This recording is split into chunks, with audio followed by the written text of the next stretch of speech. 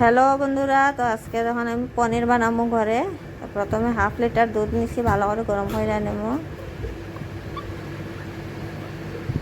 দুধটা ভালো করে ফুটতে দেব।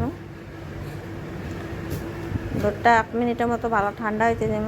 গরম দুধে দিলে পনিরটা সুন্দর হবে না। দিয়ে দিচ্ছি ভিনেগার।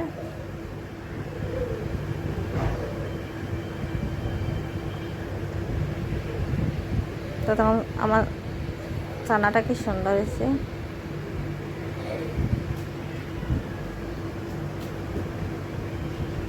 একটা ভালো সাদা কাপড় নিয়ে নিয়েছি, কাপড়টা ধুয়ে নিয়েছি, ধুয়ে এটা বসায় দেবো। ছানাটা নিয়ে নিয়েছি, ভালো করে জলগুলো সব ফালাই দেবো চিপিয়া।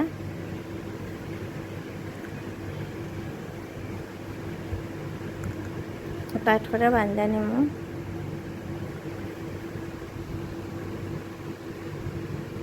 একটা ভারী কিছু দিয়া দেবো, আমি পাটাটাই দিয়া দিছি। 10-15 মিনিটের মতো রাখিয়া দিলেই হয়ে যাব।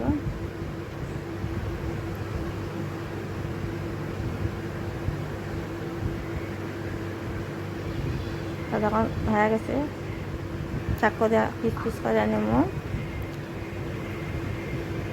তো কেমন হয়েছে আমার পনিরটা, ট্রাইও করছি ঘরে, হয়তো এত ভালো হইব না,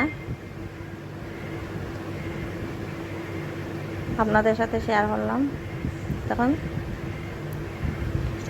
হয়ে গেছে, পুরো নরম সফট হয়েছে। আপনারা একবার ট্রাই করবেন।